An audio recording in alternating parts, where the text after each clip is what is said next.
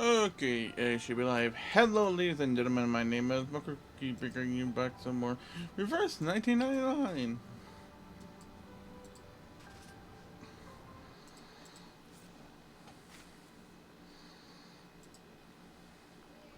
Do you prefer demons or ghosts?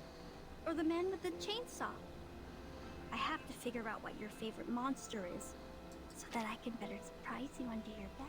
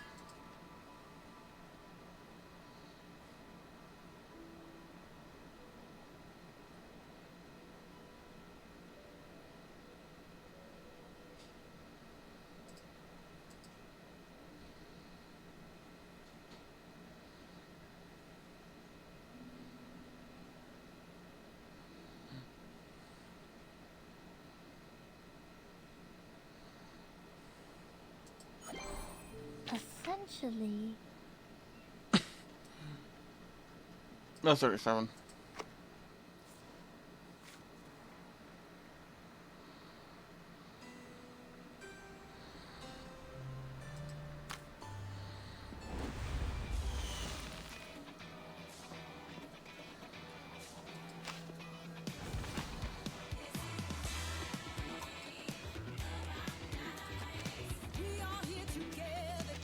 my friends are here.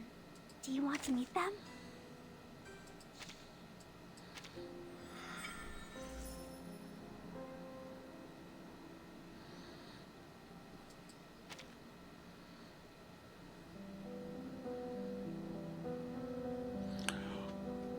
Wait, hold on. Is that?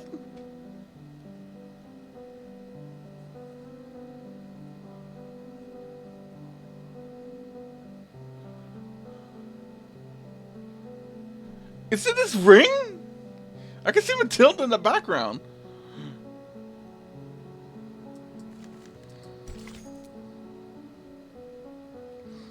The night before, the islands invite no one with the exception of children.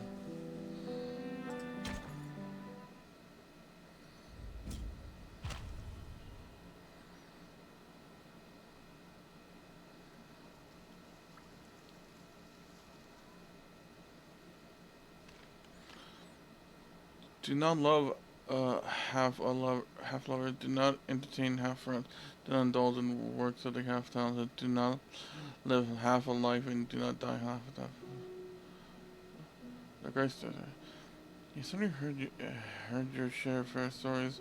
From the bedtime tales your mom told you to the bragging from the kids at school.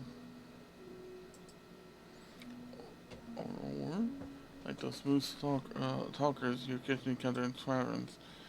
Stories in the classroom or benches where pages are fed on TV and in comic books. You've heard plenty, and most of them are cliche.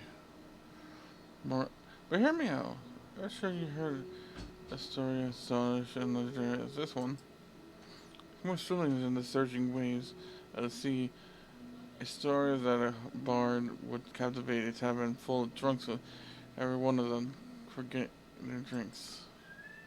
And you'll be honored as his first listener.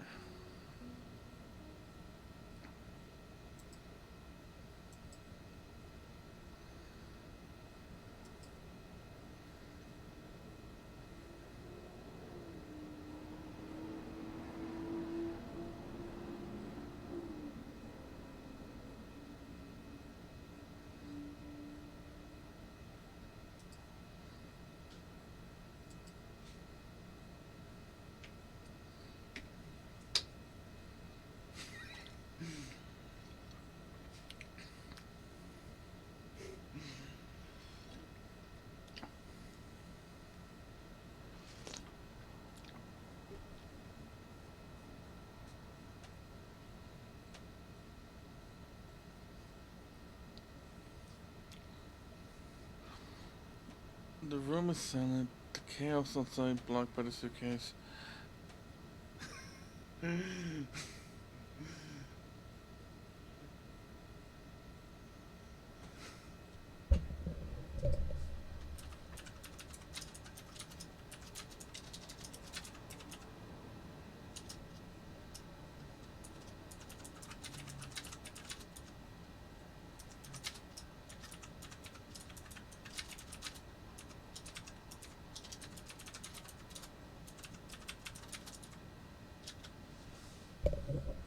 There was not even 1,000 woodpeckers could peck open the door. The door bursts open. Timekeeper. Like now's the time. Put the arm ring on her.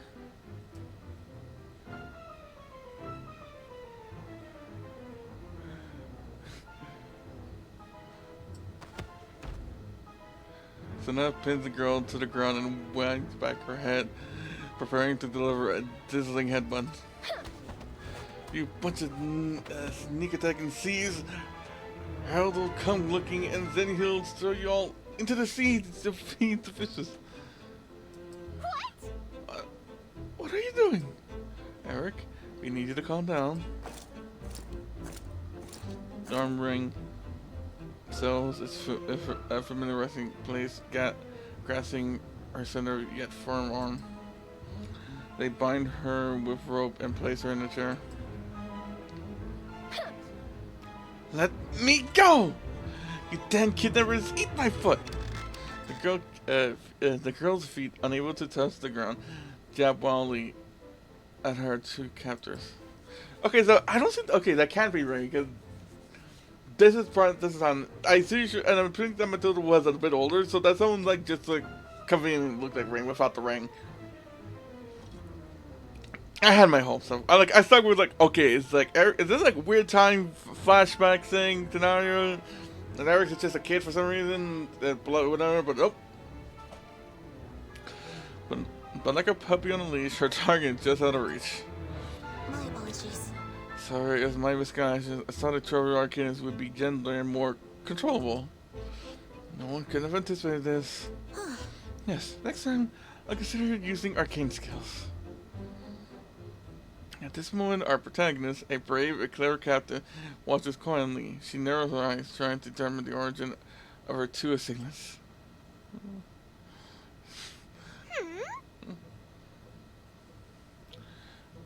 I've seen that somewhere before. So you're from the What's It Called Foundation? Huh? You know about us? Of course, I have eyes and ears everywhere. Anyway, neither of you will pry wear on me, even if you pull on my sleeve one by one without anesthesia. It's impossible. Eric proudly raised her head as if her hands are akimbo on her hips rather than bound behind her head back. I'm seeing familiar records. Your mother's side had lived in Songford for generations. She's an extraordinary woman. The Norwegian branch of the St. Paul Foundation needs a lot of help from her. But ever since she... Quite well informed, aren't you, Long Eat? Hold on!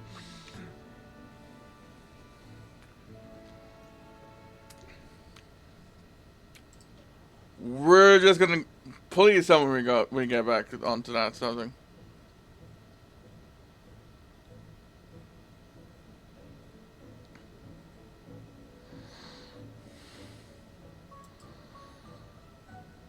Well, aren't you, Long Eat?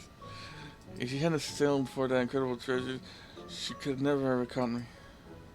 So no. No! Don't! Are they trying to say that she got hit by the storm?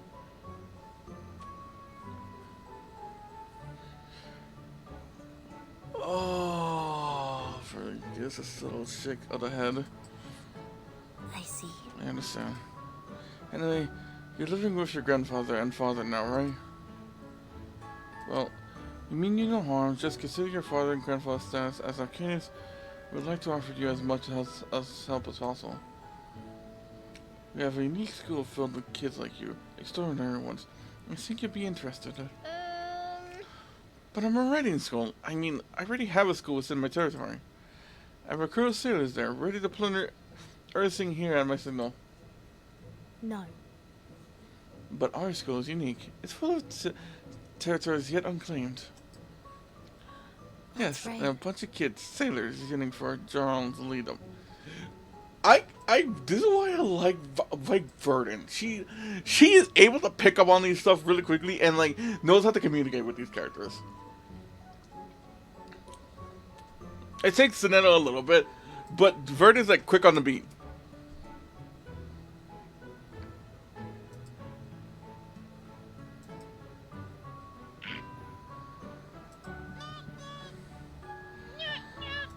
It has been ages. It has, and I am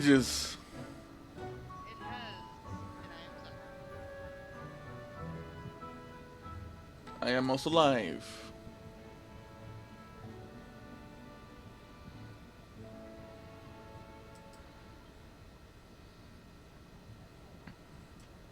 Yes, it'd be fun.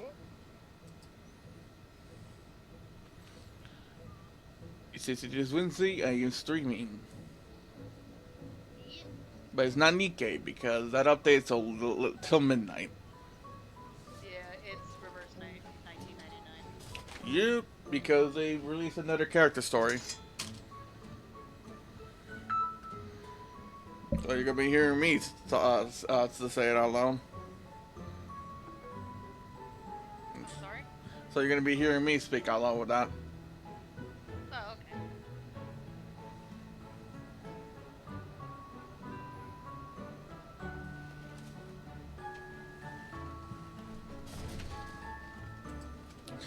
Oh, that does sound tempting. More interesting than Tinium at Stillwater Lake School. Anyway, but I need to speak to my crew. Not for their approval, of course, just as they don't panic without me. You know, they're lost without someone at the helm. Trust me. Already got a herald's consent, Eric. But a small wooden scabbard lies on the little table, along with a letter. This is what he left for you. Eric, her hands freed, picks up the letter from the table. Eric, you're about to venture into a place full of dangers. It'll be a daunting and fearsome.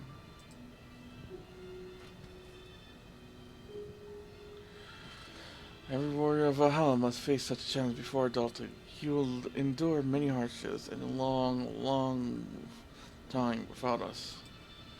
I believe you'll make a new friendship and return triumphant with countless treasures. When the time comes, your father and I will throw a night-long feast for you. An ultimate soda, unlimited soda and popcorn of every flavor. Note, you can trust these two. They're good people. You're forever Harold. In this case, grandfather, since it said your father.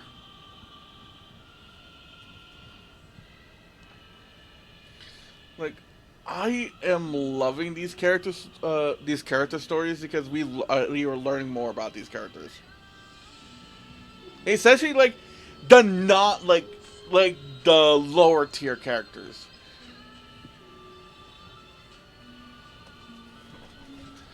In this case, the person in question is.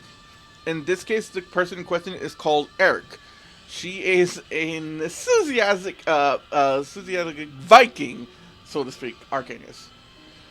She is apparently 12 years old, and rarity-wise, she is a 3-star.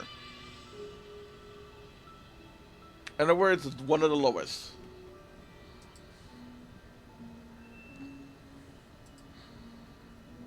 Bunny bunny! Behold! Thought Droid 9000!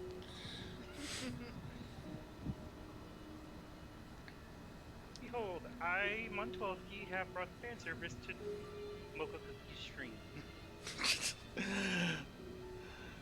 Bad timing with the character in question, monkey. Too bad. You say that like I'm looking at your stream, Dan. On my stream right now is a character, and said character is 12 years old. Okay, again, how the fuck am I supposed to know that? True. So. Anyway. Yeah, kind of I was saying like it's good. It's kind of nice like hearing like learning more about these characters. Like in this case, like I mentioned with Eric, in this case, we learned that her mother is also. I guess she's an shut. Well, she is a Viking.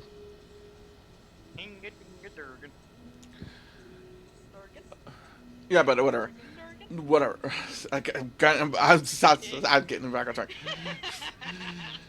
Her mother is an arcanist, from what I can understand, who works in the Norwegian district of the St. Pavlov Institute, where Verdun and the rest work in.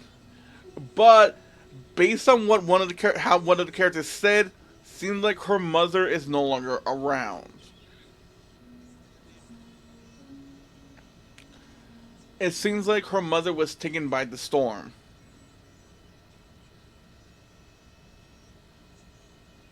Which is sad.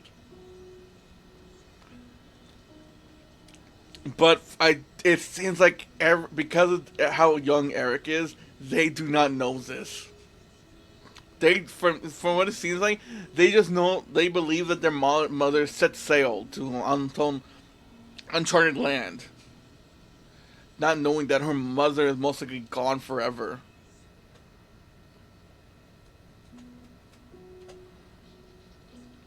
So, yeah.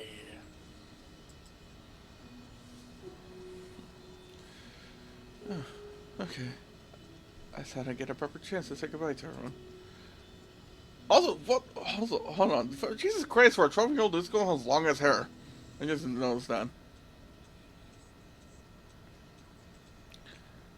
Jason Salon's workbook is still at my place, and there are 2 raid allowances I haven't used this month. She sulks, cupping her cheese, opening on the table, her face puffed up like a blowfish.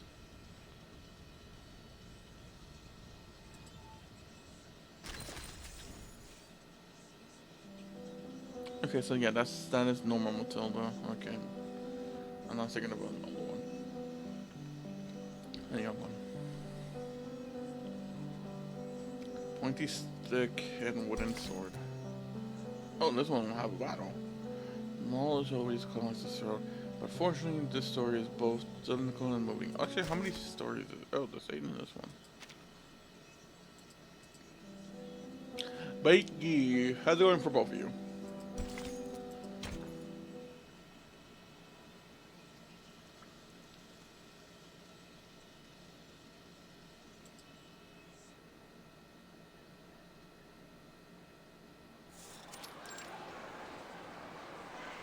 Hmm?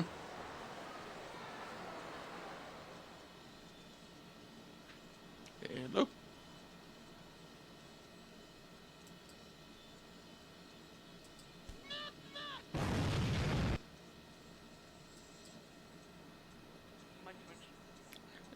Okay, but yeah, I asked like, how are you both doing?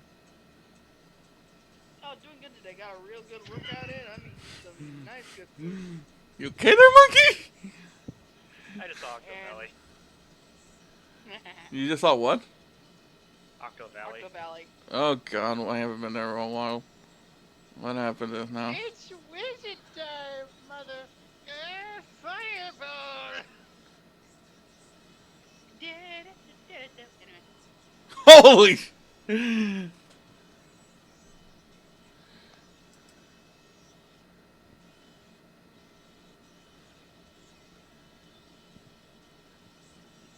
why I started laughing. Yeah.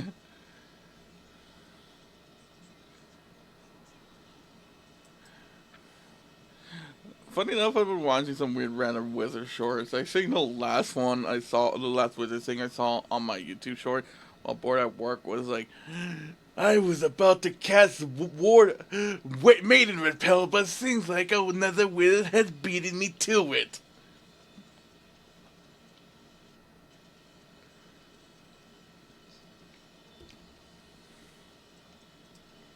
Students swarm to the end of the hallway, gazing up at the little jar on one of the stairs. Hey, don't push me. Who's at the window? Shush, quiet down. Listen to me! In any case, as usual, I promise you fame, fortune, and XXX.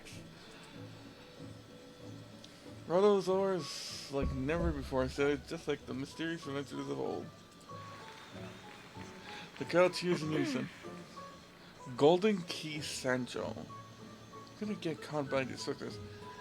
And you'll be locked in a dark room all day without any food. Breaking school rules is such a dumb idea. His sharp voice pierces the extended atmosphere.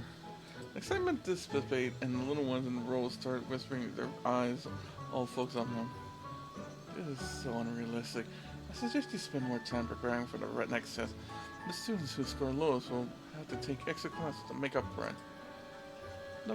Most importantly, if you do poorly in arcane skills, you'll probably end up as a janitor after graduation. What the fuck is the clicking of the tongue? Sitting in a lonely office with a musty smell you can't get rid of. Children's minds are always so vividly imaginative. Now become the brightest star at the LSCC. LSCC, what the fuck? You better start thinking more practically, like me. What? Are you kidding? I've known many cowards like you before. Who's the coward? At least I don't know any others to do my bidding. You? Eric's face turned red with anger just as she's about to storm over. A hand grabs her. I think that... But her pace and welfare of mankind, what you're doing is completely pointless. Wow, you can see the depression in her eyes.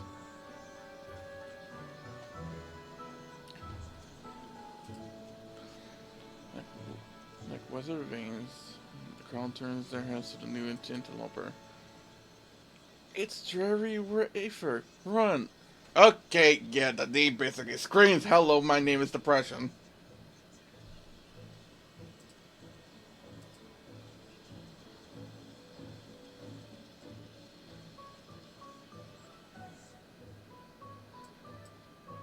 She's gonna put me off my lunch.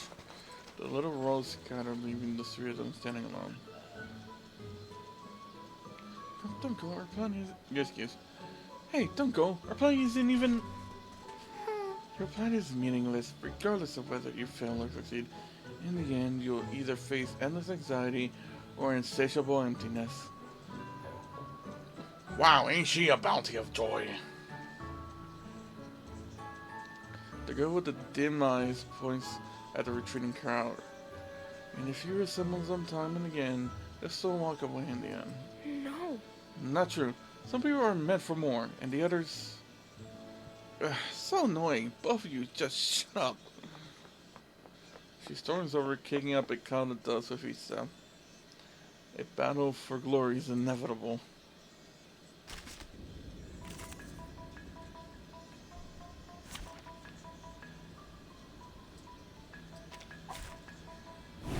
Stop for the launch or stop for the notch. X told me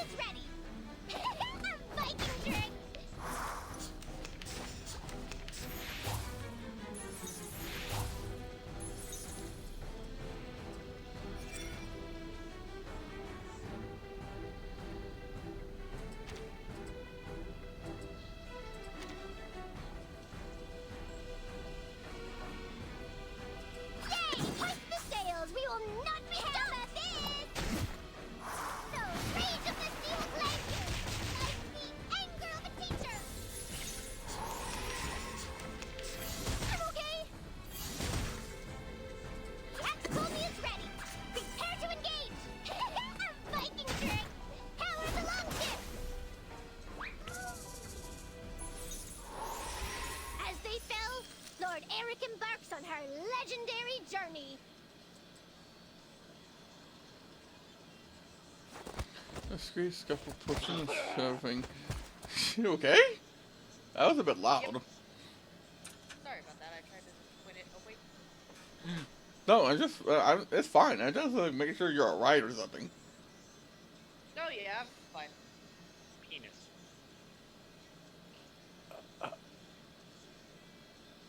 Okay. These are my friends, ladies and gentlemen.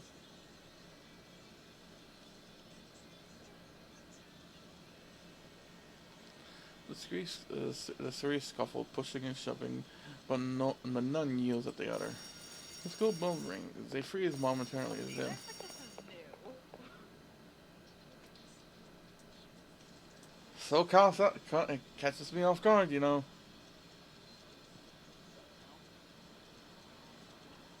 A lot of things catch me off guard when they shouldn't have had at this point. I question myself.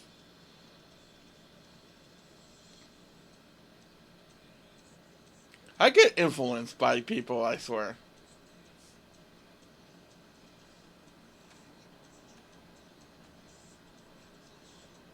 We disappeared due to shit going on, and you don't get.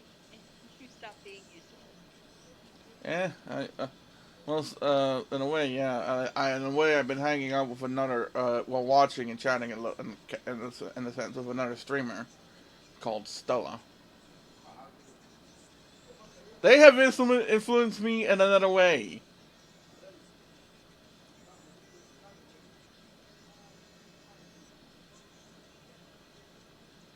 Like, I'll just say this. You know how, like, I mentioned how, like, with Piro, she influenced me in one way, and then you influenced me into progression more down the rabbit hole?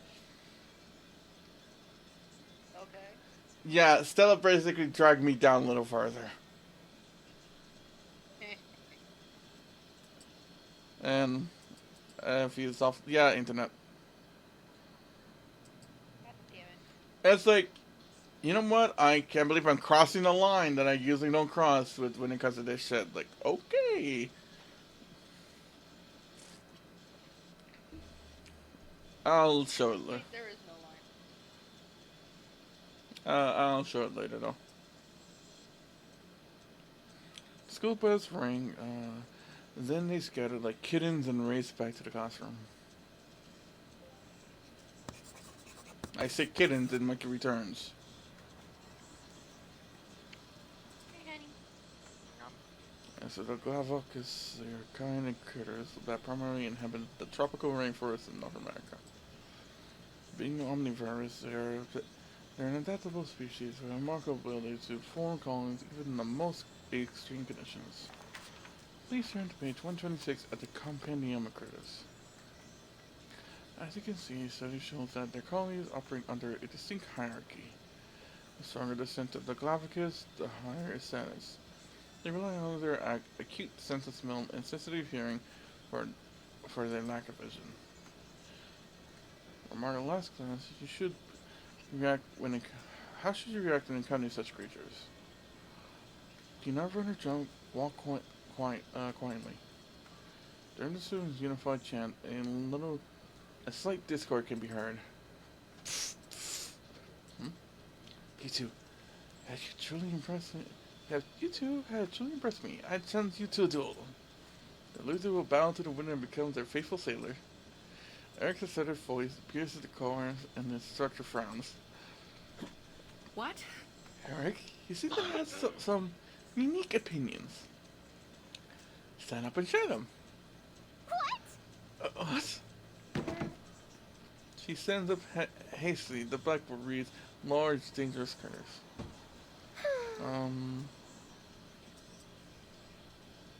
Getting our hero's attention was never on the instructor, scratching her cheek. She tries to recall any relevant information. Well, my grandfather Harold once said. She looks at the frowning tea instructor. The class will fall silent. All eyes on her. He said, in life, one must defeat many things, like super heavy cars or giant brown bears. But the most dangerous of all is the endless vanity and boundless emptiness. Her eyes flickered with confusion, but she listened intently. The monster known as Vanity is a huge winding snake, as large as the mountain range. It opens its mouth bottomless and swallows anything it strays into it. It swallows them whole and spits out the bones and piles the mountain high. The students gaze unblinkingly, hearts lodged in their throats.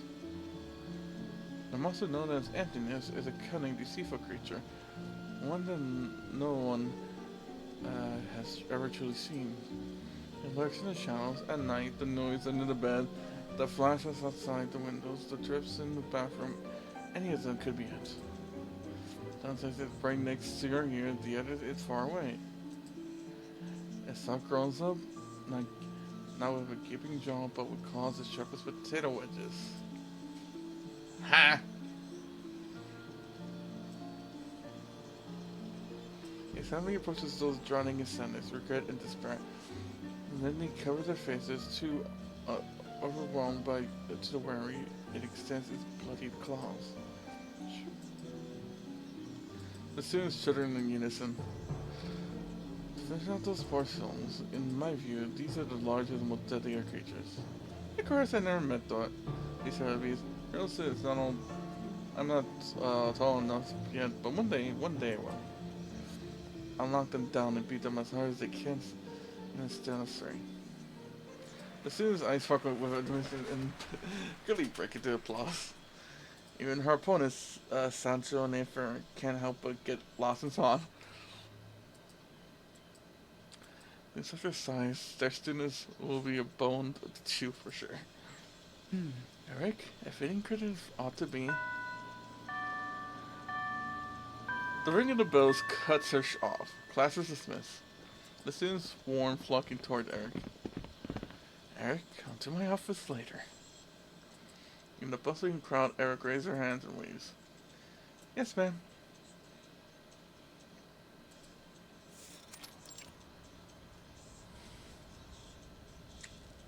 The night casts its shadow on Eric's youthful cheeks. She breathes softly.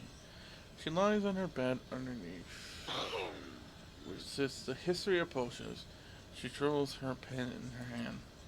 After a moment, she sobs, buries her head in the paper before her, and begins writing. Dear Harold, my first winter at SVDM, St. Pavlov Dormitory? Yeah. Met many new students here, each boasting their own impressive tricks.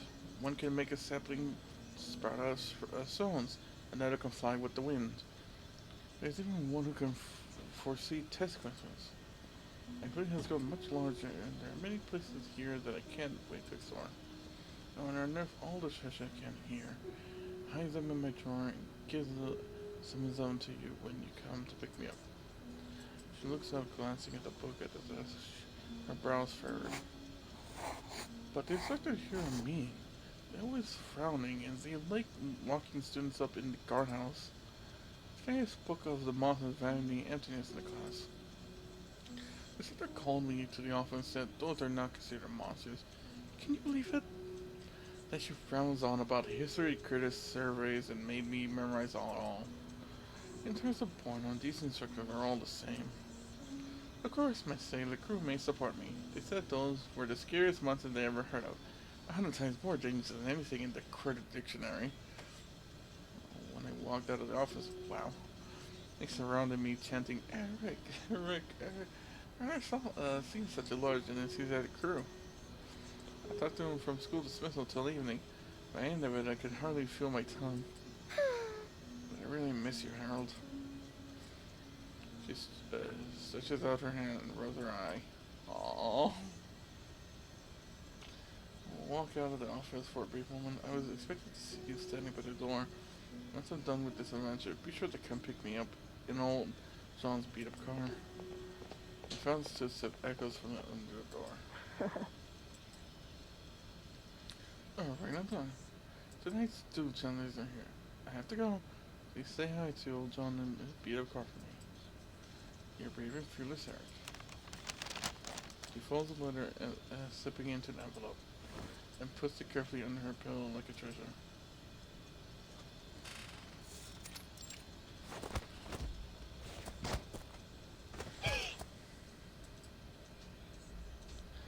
parents, hand on the ground, beads of sweat dripping from the golden hair onto her forehead. Center left her sitting upright, unflinched. I thought you were something special. Can't even perform a decent arcane skill. Your try skill must be terrible. Go back to sleep. Doing here is pointless. She's no chance of being us. Actually, I could take off this arm ring. She will be really scared.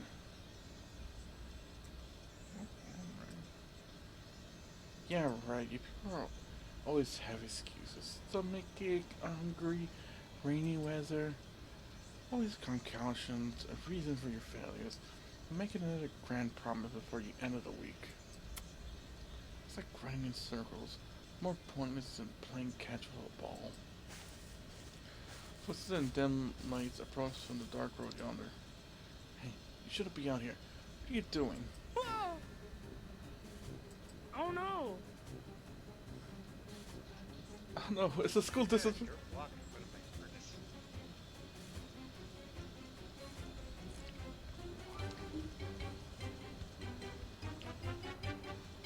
You're on the server. Yeah. Oh, that reminds me. Silver, you know you have those trees with the weird animations and colorfulness? Yeah, I think you might want to get rid of them. Okay. You know how I mentioned on the server how those rainbow blocks hut things causes lag? Yeah. I think those trees also do the same thing. Because when I was in my castle, I was finding Dundee, but when I teleported to the B, everything started to lag up a bit, and the only thing I can think of is those trees because they have the same type of animation thing. You sure? Because I'm near them right now and I'm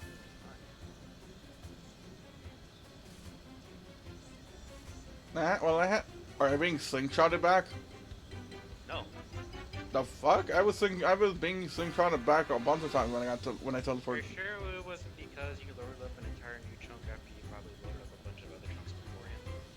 No, I just went from my castle to the B using my teleportation. Probably loading in a bunch of stuff at the same time. I'm fine. Not lagging or anything. Perfectly fine. Weird. Maybe I got unlucky. Who knows? Oh yeah. Also, so we need to sort out the combs.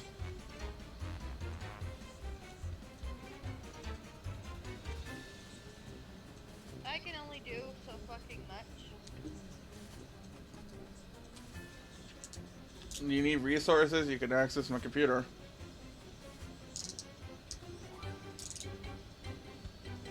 Not to mention, until Fox is back, he said that we're lagging. Yeah, he's left one out from mine too.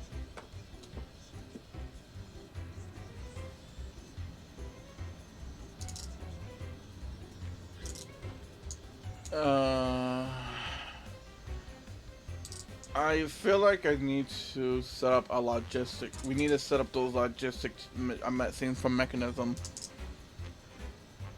What those things can do is like when you connect them to an item chute, the item cables, pipes, and you put a logistic pump thing inside.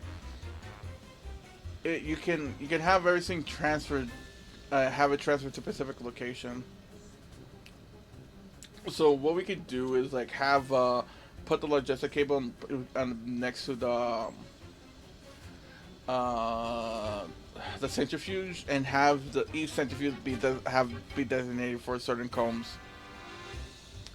But given how the wiring would be, that means we will need like a bigger centrifuge room.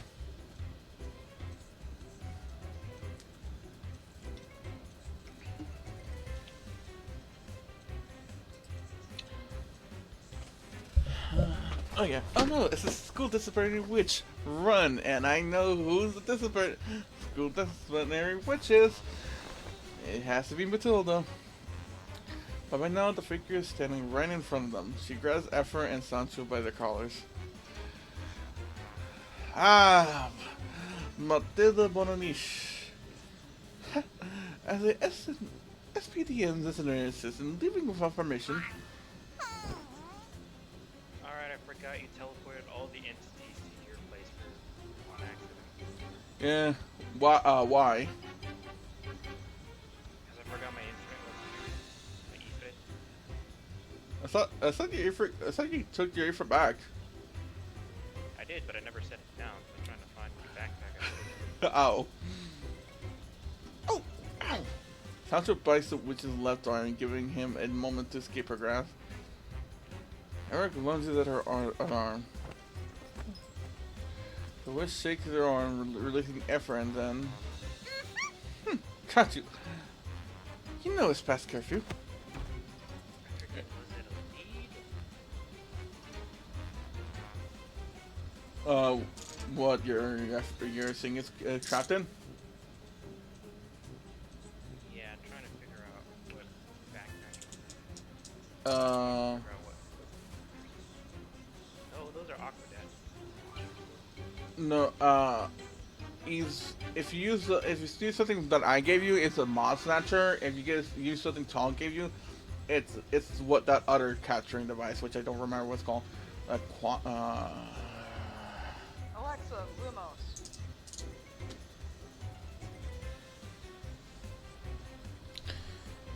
Yeah, I can't remember what Tog uses. Eric is pinned to the ground as if weighed down by a pile of stones. Now's a chance! Run, you idiots! The two snap out of it and run to the darkness. They look back, catching glimpses of our hero's brave resistance, until their vision is obscured by the night mist. I don't even want to say quantum entangler or something like that.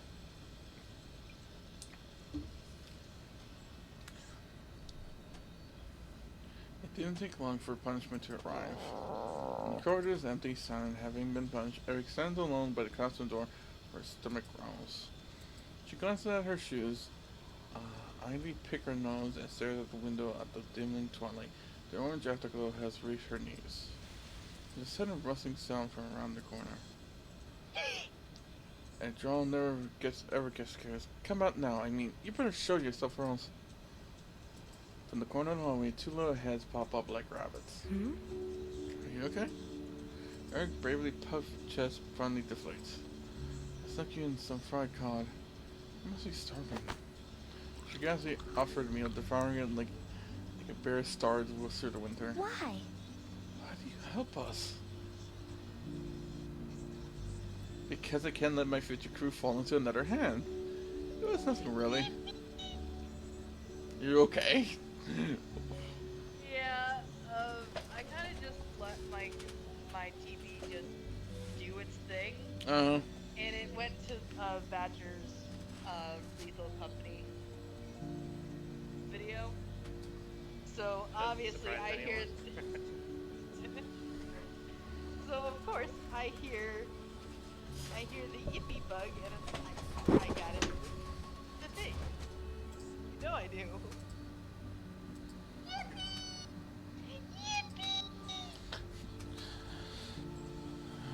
Being a drone means more than just giving orders. You have to take on responsibility too. Even the most powerful Jarls have eventually fallen from grace if they avoid their personal responsibility and simply order others around. Wow. I heard that in ancient times there was a king who ruled over the biggest forest in the world. Listening intently, Sancho and Effort gradually lowered themselves to the floor until they are fully seated, utterly mesmerized by her vivid storytelling. From the fading rays of the twilight sun to the silvery glow of the moonlight, night gracefully arrives. Her eyes glow brightly. They shovel. Okay, Blackie?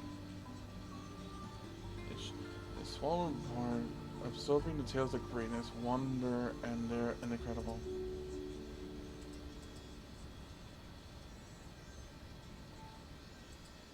I forgot that was just part 2. I forget I have a shit ton of persimmons.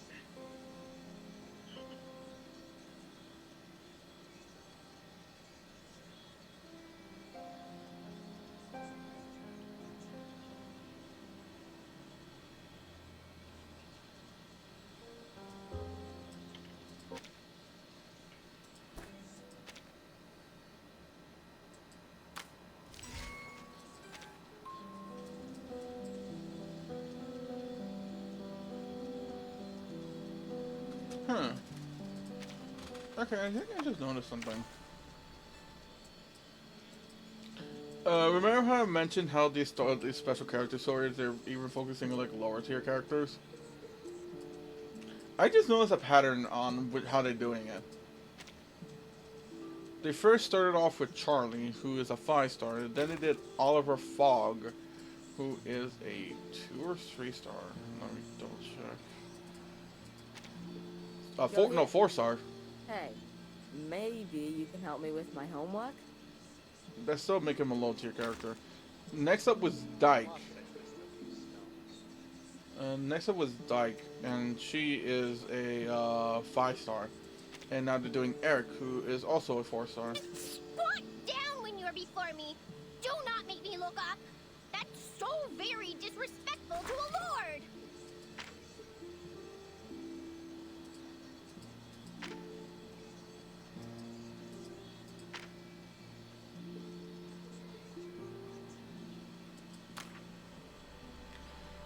Okay, so I guess with this track record, the next time they introduce another character, they're going to be a 5-star. Okay. The Adventurers. I want to bury into every tree hole, sneak through every night. I want to run. I want to scream. I want to jump higher.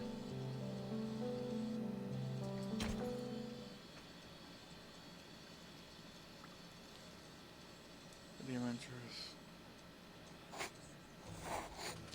Dear Harold, growing up often say that torches will extinguish, great trees will wither, and even the unfeast will eventually end in a great mess. Heroes who will have their current calm. They say earnestly, solemn, unwillingly to move even for the remote control floor they're sitting on. Heroes act like they know everything, issuing commands like they're kings and queens. But what do they know, really? Maybe they're only sneak a peek at the door to glory and pride. They say, don't climb too high. Oh, Doodles!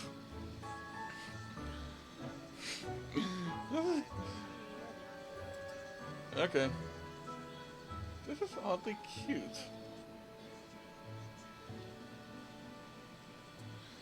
Get down from the tree right now, you rascals, or else I will make you fall. We're not coming down until we catch the hummingbird. I'm sure it'll appear at dusk. I said that if we feed them toenails and smelly boots for 3 days, they'll grant you a wish. I'll make them meet all the test fears so they have been on their exams. I want to find the... wanted to find the book then circus your way. Damn you little trollmakers, I'm coming up! No, those two won't take anymore. They say don't think too much. Will the ghost really come? I'm getting sleepy. It will, I'm sure of it. It says that the ghosts of the missing students appear on the night of every full moon. And we find them reveal the exam questions for next week. Okay, well, I'm gonna lay down and sleep for a bit until Look, the ghost is here. It was just perfect tonight. I'm alone now to take up my rubber column. Huh? Who's there? Run! They say don't run too fast. In this lesson, you'll learn how to deal with a Glavicus. Now, release a domestic breed. My cloak! Sailor, stop it! Oh dear. Charlie, quick, stop now! Watch out! It follows loud, fast-moving things. I can't hear you.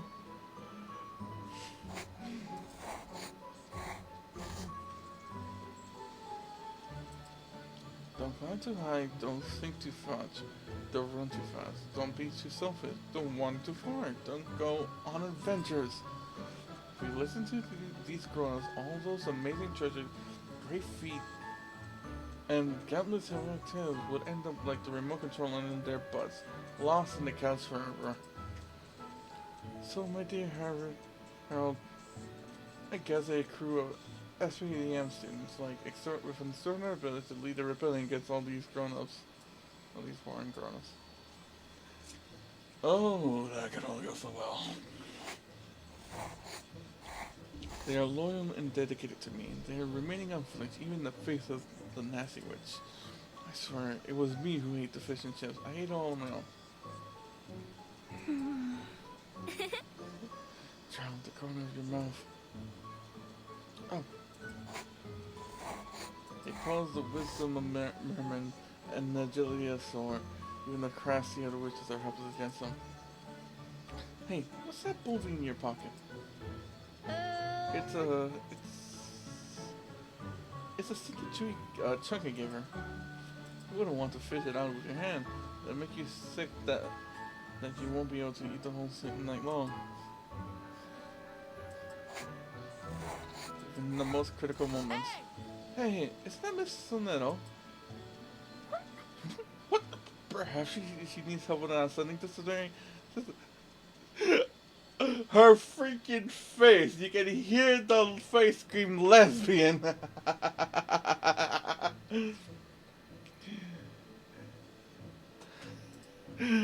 Is that Miss Sonetto? Where?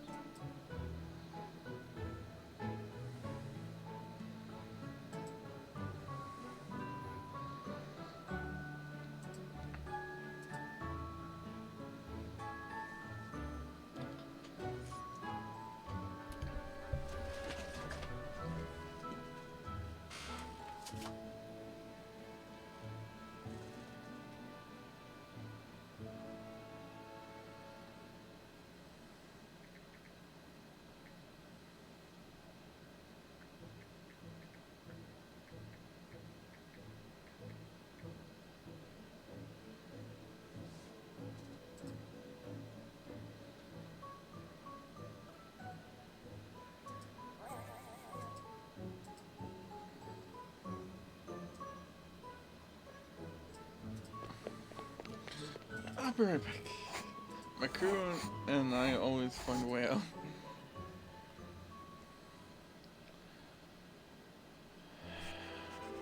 I have to say, my heart is bursting with excitement. My dear Harold, I can't wait to show you everything I achieved here. Also, how's my crew at Stillwater Lake going?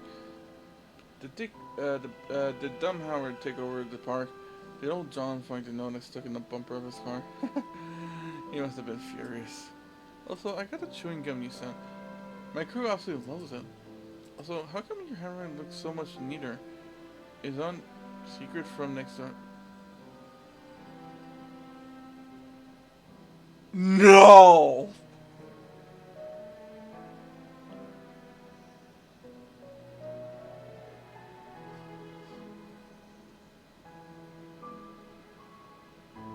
Don't tell me they're trying to say that the grandfather passed.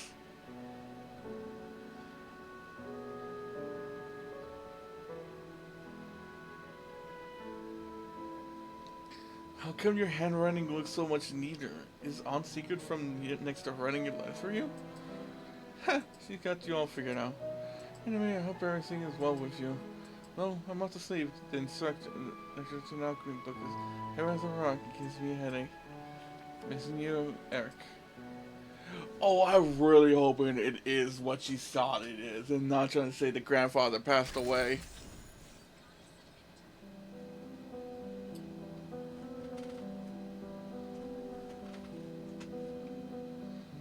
The end of a sweet dream. In the sounds of bells, the knocking of doors, the rumble of approaching rain.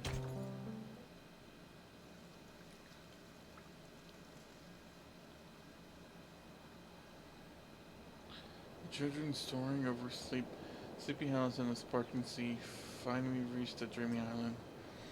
The tide blows them as much as it rolls itself into a blanket and welcomes them.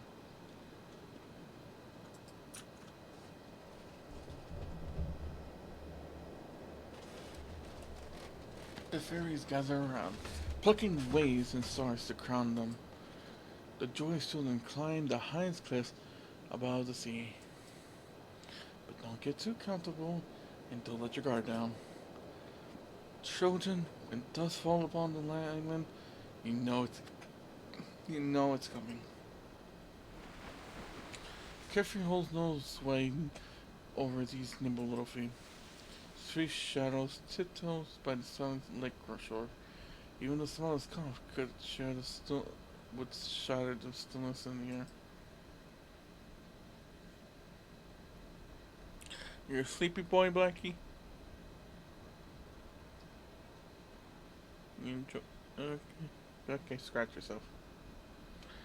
But the silence can only last so long. Despite their best efforts to keep quiet, a voice slips out. Say, do you think that the critters really take us as its master? Strange. It dug a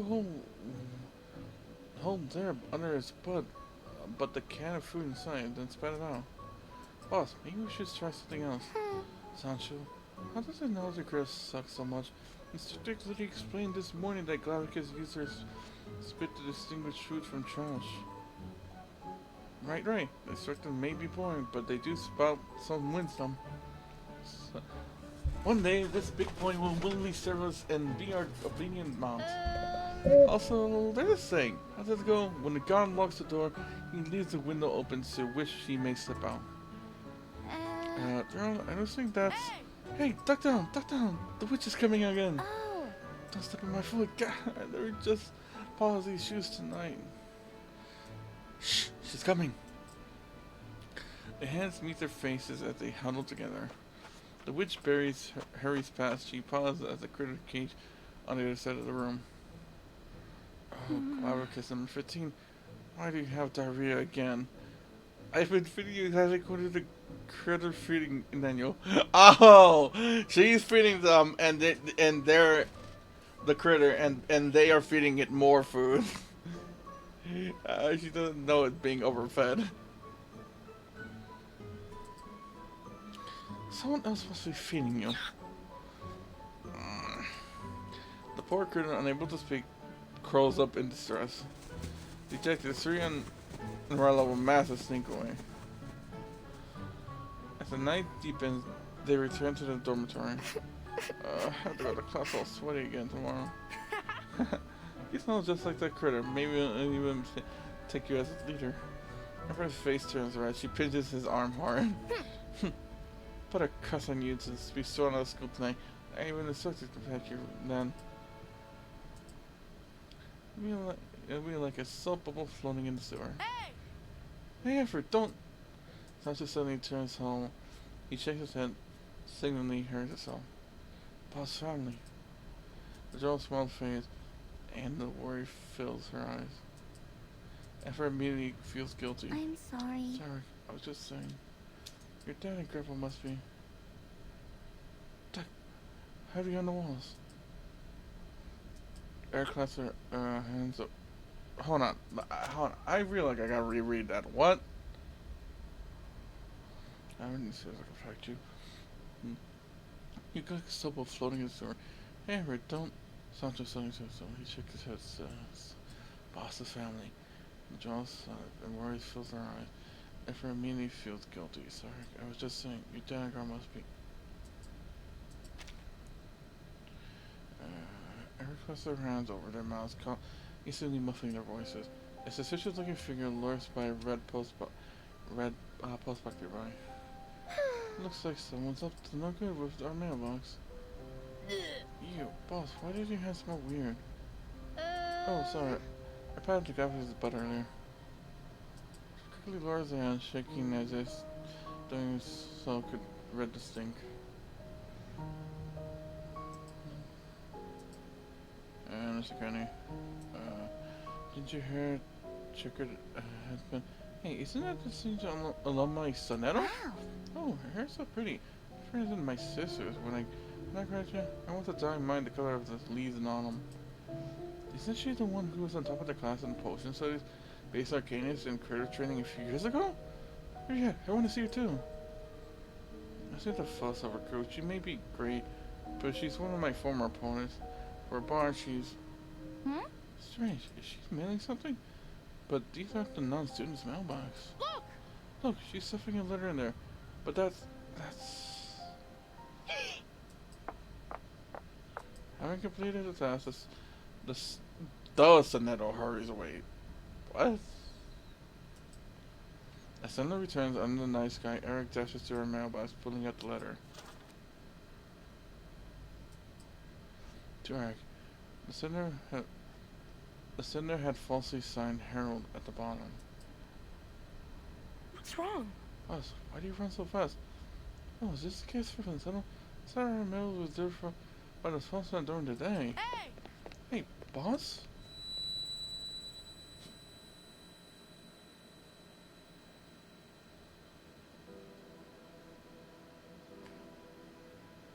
Don't worry, during the term, Harold will still send you letters every month. The school postman is very punctual. You can write to him too. The vacations will be unhindered. We promised him that we would ensure your safety at the school. We trust you can handle this. I'm certain you will. You can trust these two.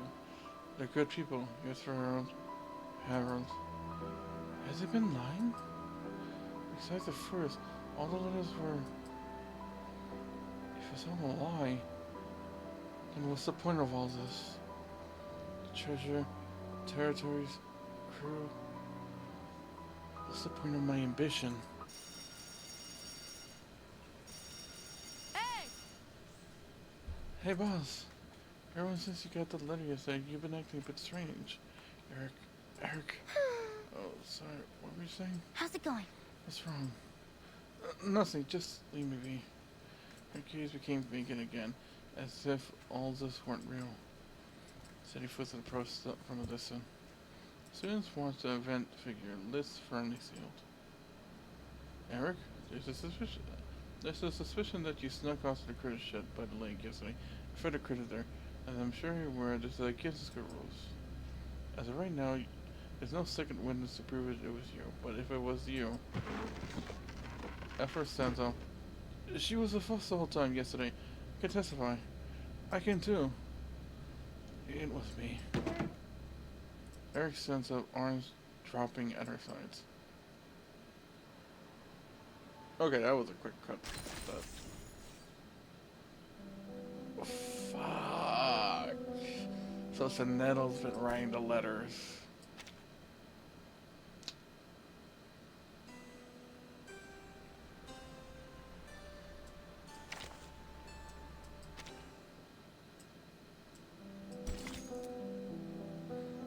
A fake story, a delightful dream is better than words of truth.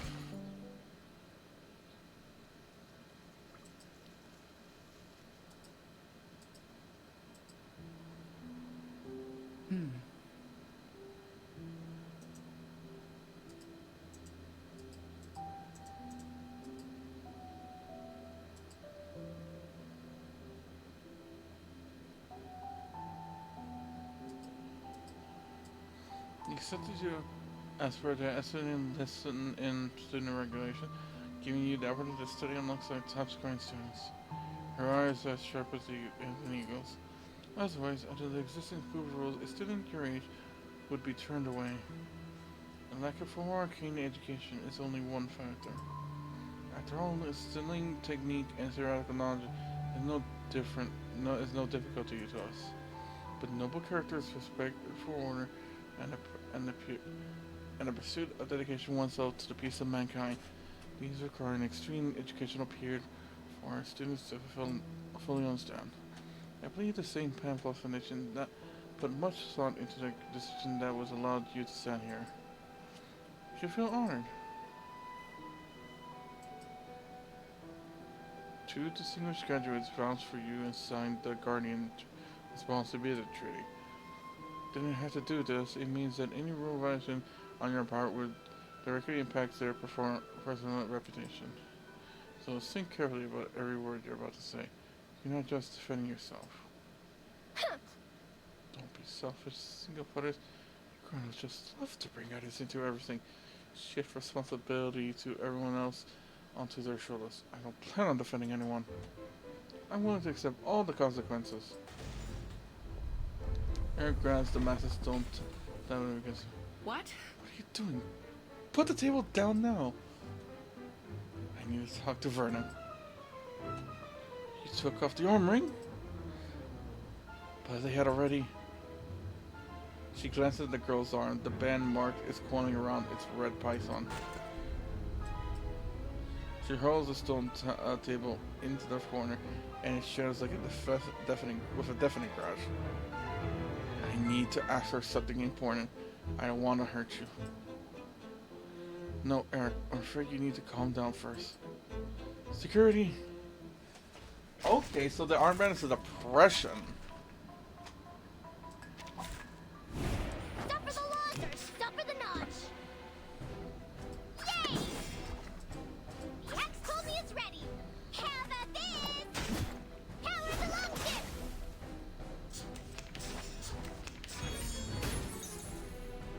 Yay! The axe told me it's ready. Power the longship! Rower!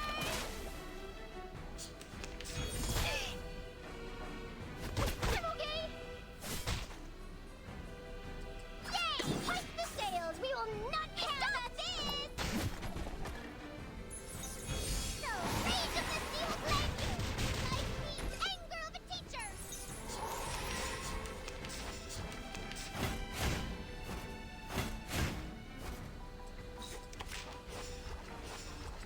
Prepare to engage! Rower!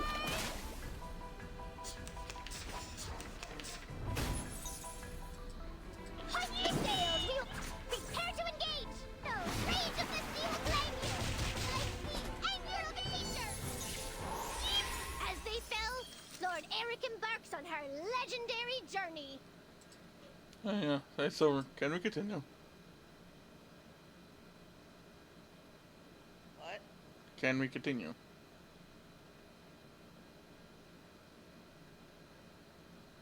Not this week.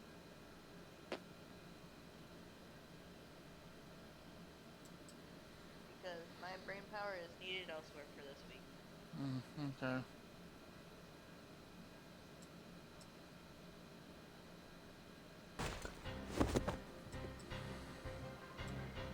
One by one, the staff members are hauled out of the office. Good heavens, this is far beyond our regular dealings. She's akin to a little lion. We need to bring out the restraining equipment. Tell the logistics department to open the storage room. I'm sorry, I really don't want to hurt you. Please, instructor, I just want to talk to her. After that, I'll accept any punishment. Meanwhile, rapid footsteps sound from afar. Before any message is relayed, two Federation staff members arrive, as if they have foreseen the event. Excuse me, instructor. You can leave now. We'll take it from here. It appears you anticipated correctly. Situation correctly. Well, there's not much more I can do. She heaves a sigh and leaves.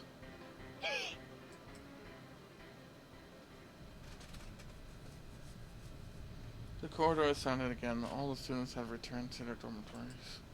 Erica waits in her chair, trying to make out the muffled conversation taking place outside the office. A tall hat appears in the door frame. Hello. We can talk now.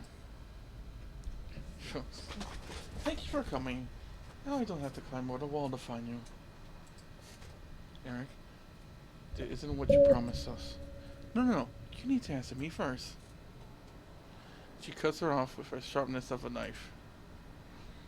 After you smooth talk liar like all the other grown-ups, don't lie to me. I can see into your eyes. No. I don't think so. Good, then please tell me. She takes a deep breath before speaking. What happened outside? Harold and the others, what really happened? Familiar question brought out yet again. But times have changed, and nothing is as it once was. What's important is that a promise is made, and the truth needs to remain hidden from more than ever. Harold sits carving a rough piece of wood with a hand knife. Despite his burly arms, his knife is incredibly gentle. The blade caresses the wood, carefully shaving off the excess. Only he knows what his body's fast losing its strength. Wait, only he knows that this body is fast losing its strength. Nice. Okay. Now her little wooden sword has a home to return to. He extends a bloodied hand, presenting a wooden sheath and a letter. This is... What's this? Some things I must say. In the distance, rugged figures have begun gathering. Give me.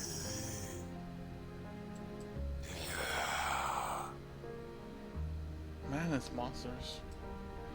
You're luckily tied like a swarm of bees. 1, 2, 3. He stands counting, but quickly gives out, shaking his head. The number is far beyond that of fingers on both hands. He shifts his gaze back. You must do one last thing for me. Please, don't tell my dear child the truth about all this. His hand clutches a small wooden sheath, not yet ready to let it go. I'm sorry. You can't stop this. No, you must. It's not a plea. In a flash, the bloody tip of the knife is at Vernon's throat. Don't do this. I don't want to hurt you. You can't stop her from going up. Child, trust me. When you reach my age, you understand that growing up is just a nice way of saying that people have no change. We'll have to change. That we are forced to move forward. She'll make those steps on her own. I need that more than anyone. But before that, I want her to wander a little longer. See the sights. Go where she pleases. To experience all that bitter, sour, foul smelling. Try everything with an open mind. In the end, she'll come to and stand on her own. Promise me that you'll find a good place for her. You promise? He retracts the knife from her neck and pulls out his blood-stained beast cloak, revealing his armor, and removes it. His hands tremble as he hands it over. I promise. Yes. I promise what's happening outside is an anomaly I can't yet understand. That you can't yet understand. Everyone has been affected with a serious illness, but we will eventually find a way to resolve this disaster. Eric finally deflates a puffed chest. Serious illness? But what about those letters? There wasn't a word about that in any of them. Those replies, the gifts, no, it doesn't make sense. She recalls what she saw last night. You're not telling the truth. What else are you hiding from me? You never tell the truth, always covering one hole with another. Her vision begins to blur. Something warm tickles down her nose. It smells metallic. Is this blood? She gives a puzzled look at the dark liquid.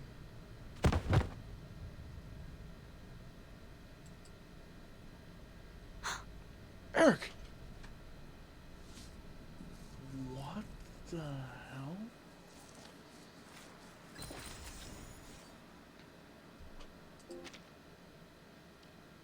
Songs of innocence. Slow down, child. I'm not going anywhere.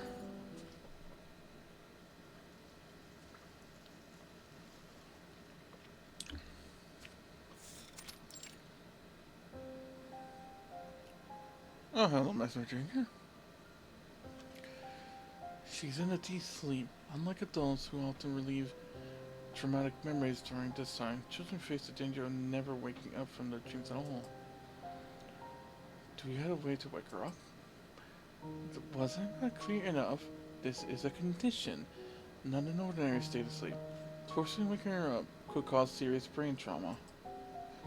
Aside from letting her little brain wake up on its own, there is no other solution. Such an out-of-control arcanist ought to be subject to more stringent and regular checks. The LSCC's research on her grandfather armor is still in an exploratory phase. It won't be an immediate help to her.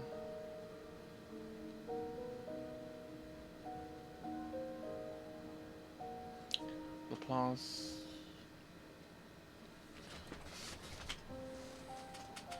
Scientific. Laplace Scientific. Yes, Laplace. That's all I know. However, the death records here show that her mother was hospitalized for the same reason. This is the gift that accompanies their family's arcanism. A rare kind of hereditary illness. Oh, okay, so her mother didn't die, didn't lost to the storm. She just passed away. But she doesn't know that. Fortunately though, we have a sample right here with us now. This should prove us useful in treating arcanist illnesses. Fabulous. Okay. You have indeed made a good deal with their grandfather, Vernon. She pushes a needle into Eric's wrist and slowly releases a liquid within. This is 5 milliliters of Mandrago extract, a hemostatic and neural blocker. It will slow the worsening of her condition and maintain her vital signs for about 2 to 3 days, but it's far greater than a normal dose. Even a carbuncle, nearly 7 feet tall, would be knocked unconscious by this. It's commonly used in the black market for light critter dissection. I don't understand. But aren't we supposed to be finding a way to wake her up? Aside from the coma, she has other lethal issues. According to the blood dilution analysis report, her body is abnormally expanding blood. Her veins are filled with blood-sucking parasites. The most conventional treatment is the first con these parasites. I'm not sure you know, this is our last sample.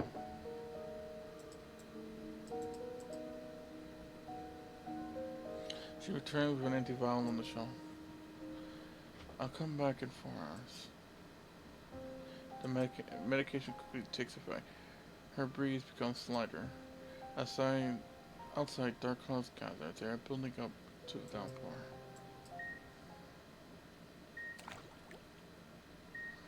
The dark light is dazzling. Her rubs her eyes. Her brains and the verge of waking, but the soothing is unstoppable. And she proceeds to swear, but I don't know what to swear. She's muttering incomprehensible in her sleep. The softness of her blanket pulls her deeper into her dreams. Her body instantly rolls away from the light. Ouch, that hurts. Oh, my head. It's going to swell as big as a bar of salt. Hmm? Wait, this is... What? my room? The storybook lies upon down the floor. The carpet is sticky with chewing gum. Smelly socks crumple on the ground. All the familiar messiness. An old sleepyhead has winter finally passed. Harold? Is this really... Wait. I'll put a Harold to see if I'm dreaming. Ouch! Ow! That really hurts. Go wash your face quickly and grab your helmet and weapons. Your dad's already gone to pick up your little sailors. But why? Oh, how's your going on? Today is the victory party I told you about. I'm so impressed that you completed such a perilous journey. What a feat. I'm proud of you, child. Wait, that sounds familiar. Looks like that fall really did a number in your head. Oh, we'll wait for you downstairs, child. Remember to tidy up your room a bit. Okay. Starting to sound like nagging old John. She scratches her messy hair, opens the wardrobe, and starts rummaging around. But when did it get home? I don't remember a thing. What was that before? Welcome home, Eric.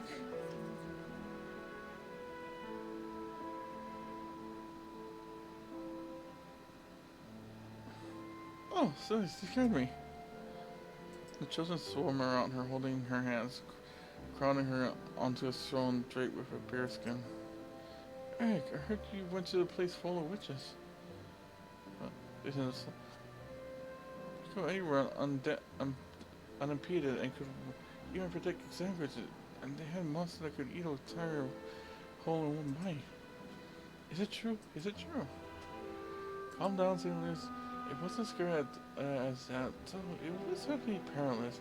The witches were actually quite reasonable. And those monsters, wow, I had to see them to believe it. I can't even begin to describe how scary they look. Tell us. Listen to me! So listen up, that place. A wrestler begins anew. The children gasp in horror, yet unable to pull themselves away. They crane their necks like a little herd of giraffes. Old John Clares in the kitchen, unconsciously glancing his daughter. Going back to stirring his father's success. Okay, so Old John is referring to her father.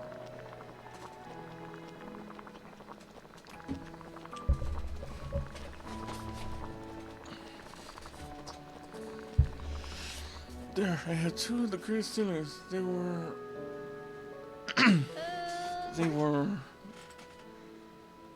The children continued to stare at her.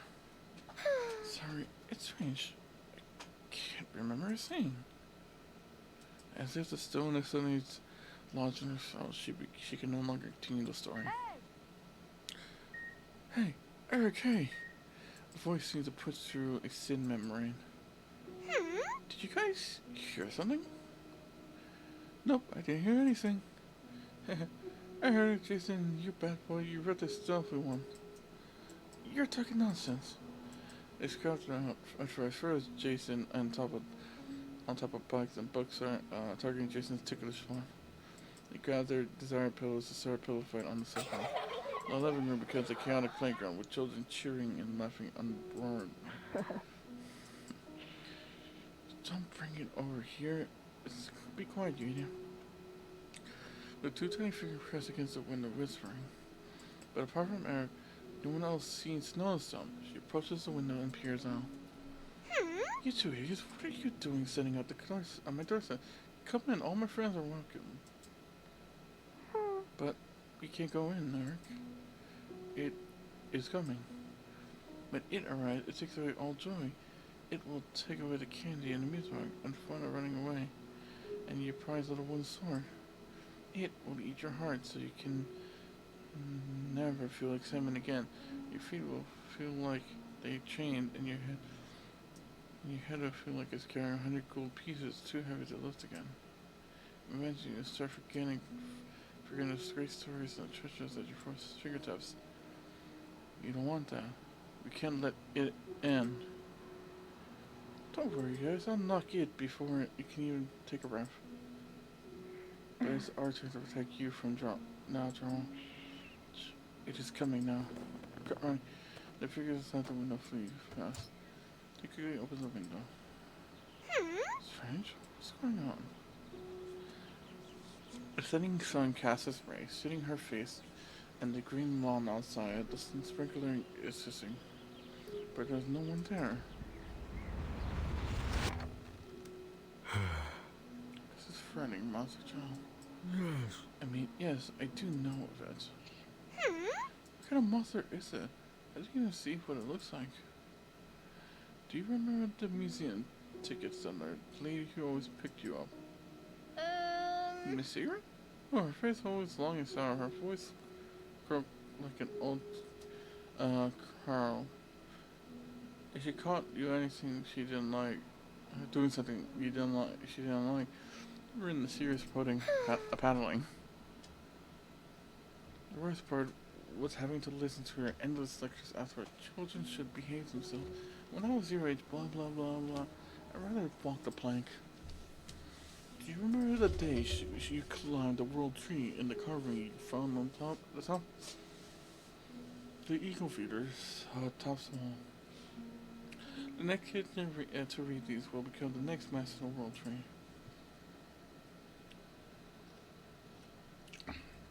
It was Miss Secret who carved those words. When she was here, she ran faster and jumped further than any boy in the village, but none of the boy wanted to admit that a girl could best them. So one day, it dared her to climb the world tree, the tallest tree in the village. If she failed, then she would have to say they've been letting her win all along. We all know what happened next. He sighs deeply, spreading his hands. But adults always think a girl running fast or getting suntan is not a good thing. So one day, the ego feeder met this monster. At first, they were evenly matched. Palm against claw, stubbornness against obstinacy. But eventually, she won out. Her heart was tortured shreds by that monster. No one ever saw her shed a tear. And then she became Miss Secret, the gloomy ticket seller who's always telling off kids. Eric, sitting on the bed edge, lowered her head uneasily. I'm so sorry for what I said about her. She was courageous here. That monster has been truly scary. Yes, it has no name, and no one has ever seen it with their own eyes. You must be careful. But now, you're relentlessly pursuing my two sides. You led the monster away to protect me. You okay, Bucky? You want a pet? Here's a pet. He's a good boy.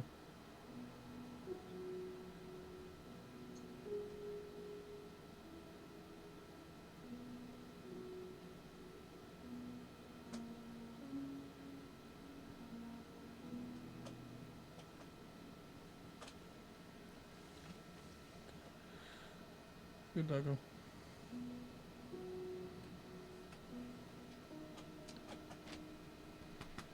Okay. They are brave too. But what should I do? What should I do, Harold? Harold, can you help me? She looked up eagerly, her eyes wide with hope. I'm afraid not, John. My hands are too big and rocks are too small. My sisters are too heavy and it's too light. Only a child could defeat it, and only a child could be defeated by it.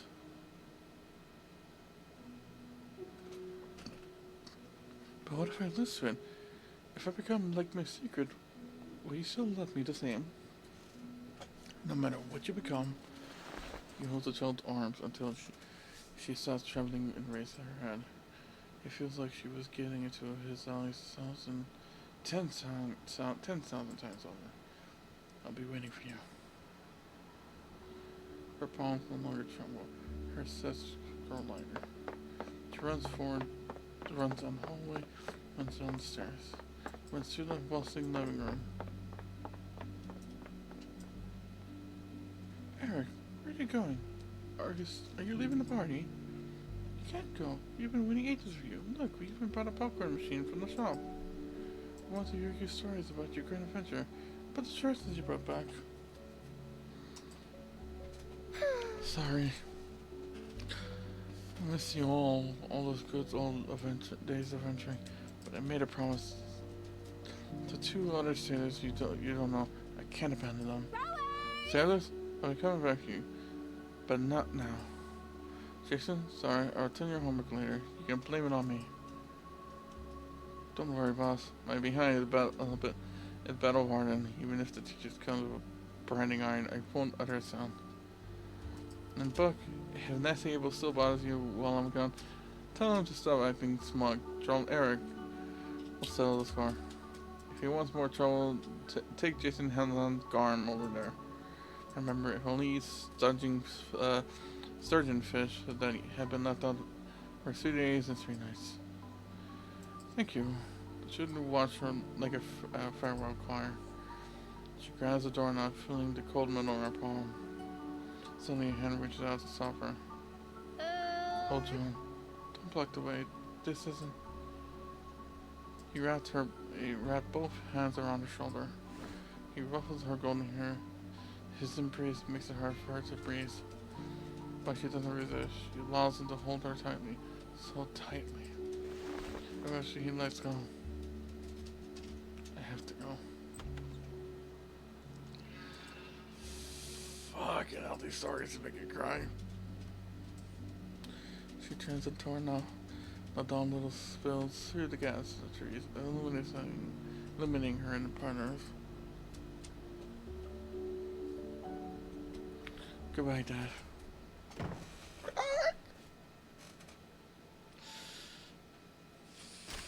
Fuck these fucking stories. Stop for the launcher! Stop for the Hold on. Oh yeah, we faced this thing while burning with Nakoma. Is this the monster Harold spoke of? No, the culprit. It was you who crushed the heart of the children, stole their pride and left them broken. Now it's time for now it's time for you to pay. Protect your head and tail.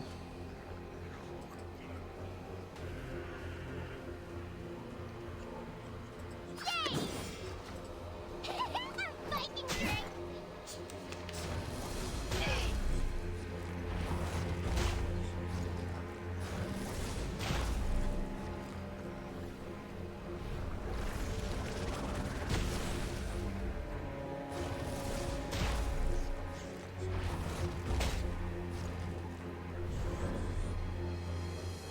Oh, that really hurts. But I'm not just gonna run away. She hasn't braved the way that Charlotte who scraped her knee won't even get applause from a sycophant.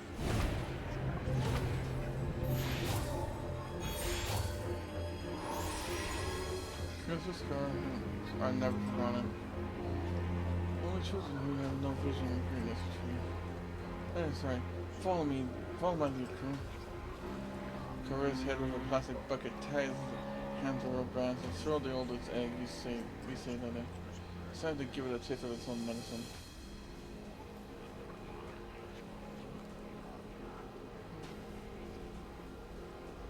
Axpommy is ready! Yay! Hoist the sails! We will not be stopped! Viking drink! Power the longship! No rage of the steel blade you! Like the anger of a teacher!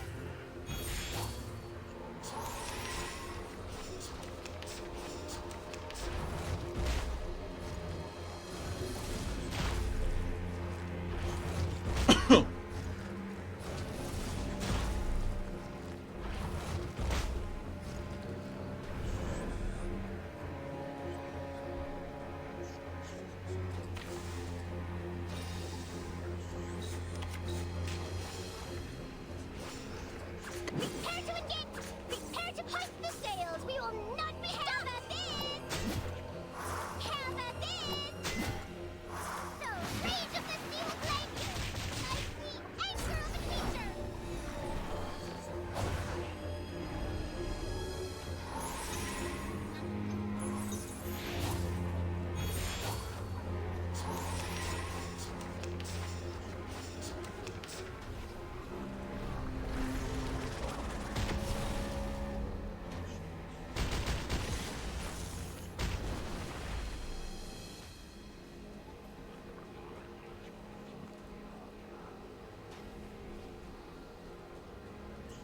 Prepare to engage!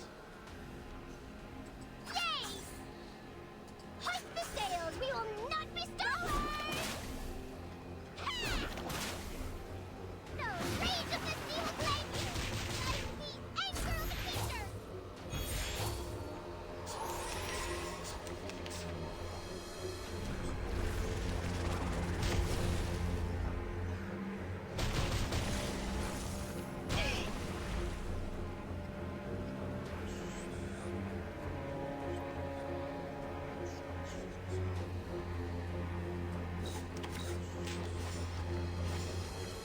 Prepare to engage! Hoist the sails! We will not be stopped! Viking drink!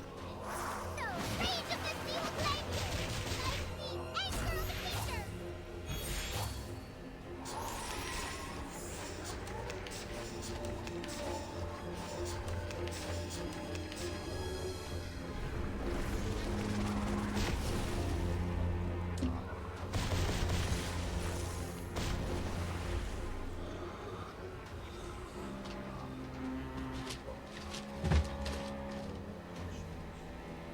Hoist the... Prepare to engage! No rage of the steel blade you! Like the anger of a teacher!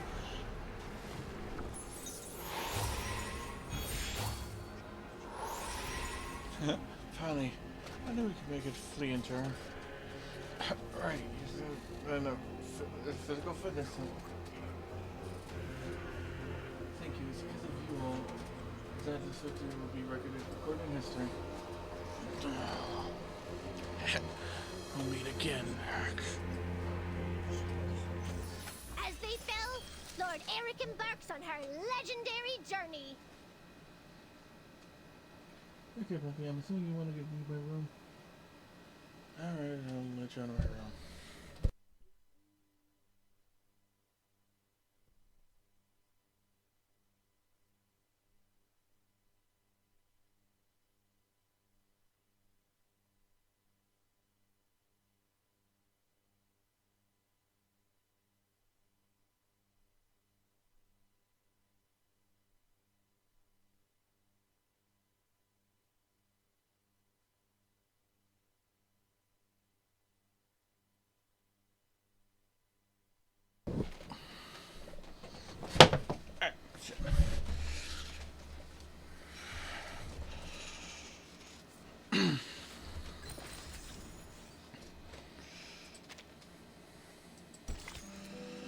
Awakening hours. A meta glooming feel, a glooming self-treasure.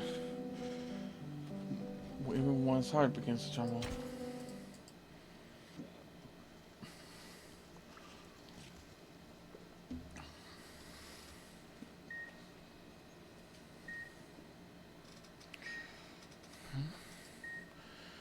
Eric. 6 minutes 37 seconds. Consistent with the awakening trend in the modern device.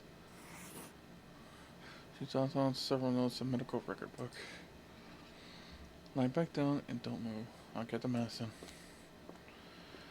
They are left alone in the hospital room. You've been unconscious for days. You thought that you would never wake up. As find the visible hollow. But Harold and those sticky old lice-ridden men grabbed my ears and said it wasn't my time yet. That's a bit. She then lays her hand in Eric's hand. On Eric's. I'm sorry. Eric, I'm sorry. Those letters, they weren't actually written by Harold. She freezes and gently shakes her head. I understand. Thank you for being honest and for all you've done for me. This is no longer down in her eyes. How are those grown-ups I injured? I damn me to toss them so hard. They won't let me go back, will they? Well, the SCDM Management Committee has submitted your transfer application. What? The veteran begins to shake violently. Two dusty little heads pop from under the bed. Hey, what are you two doing here? I asked the instructor to bring them here. I thought it might help your condition. But no one is paying any attention to her response. No. Boss, you can't drop out. I can bring out my precious Sharpani collection. The book I read said that staff and such always fall for that. Sancho, don't. Your couriers have been waiting for Miss Nubal. Your courier has been waiting in New Baby's catcher for so long. Okay, I feel like I know who that is. I just don't have them.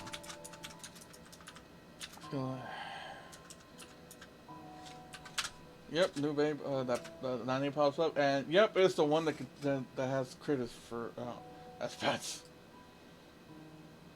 The one mineral character that people say is not that good.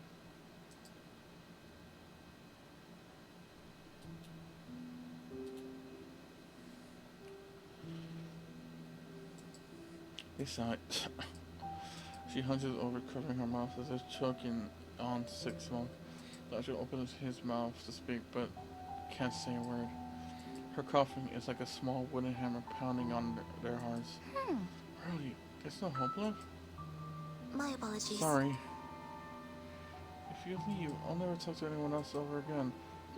It's not feel like you made a real friend, but it turns all those efforts were nothing. I knew it would end like this, yet I still planned so much of you. People delude themselves into passion and life, painting a portrait of themselves, but in the end, they're left with nothing but the portrait. They were right. She lowers her head. Her shoulders shaking, she wipes the tears and snot from her face. Don't do this! Don't be like this, Safer. The boss is hurting too. No, she isn't. If you ask me, you've all been deceived. What about the mountain treasure, the monster called evidence in the valley? There's no such thing There's no such thing anywhere in the world. If there were, you have taken us to see it for ourselves. Oh, the portrait! You're so reckless, always getting at us into trouble. Because you make some of bad people got revolt. You don't actually have ship or any of those thrilling adventures. You just have a silly little wooden sword. What can you come mad with it? What can you cut with it? She covers her eyes with her arms, but the tears keep falling and the snot keep dripping. I knew it all, everything. Even so, we still followed you around. Now, you don't care about us anymore. No. The boss hasn't abandoned us. She pulls away the tissue President Sancho's hand. She doesn't even glance at Eric. She runs off like a child soaked in the rain. Hey! Hey, Effer! Sorry. It's okay, boss. It's not your fault. And their clutch in the medical cart falls by familiar hand. Look, I have to go too. Get one soon, boss. Wait. He too leaves. Put out your hand. Deep breathing. Take a deep breath. There will be a momentary pain in your rest, but after 1 minute and 28 seconds, your arm will be completely numb.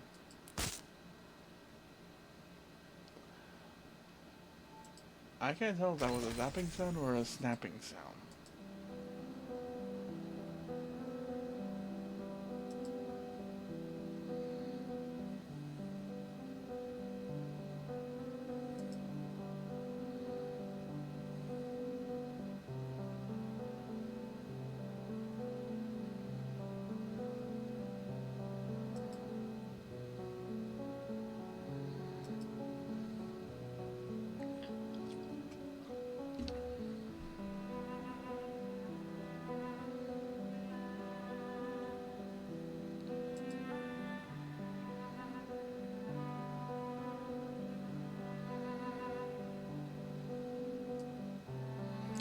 Deep into the future.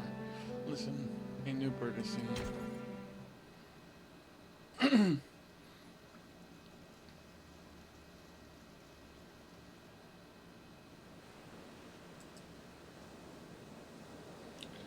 Paris flee in terror. Children hold conches filled with honey and milk. They fall asleep in groups on the damp deck. But on the other side, the adults weep, and the light of the lamp by the bed shines into their dreams. So when dawn comes, the first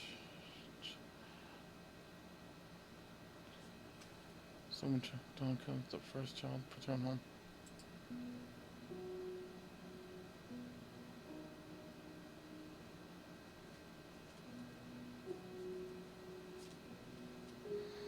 Harold, his mother says, "Oh, Sandy, that's some pity.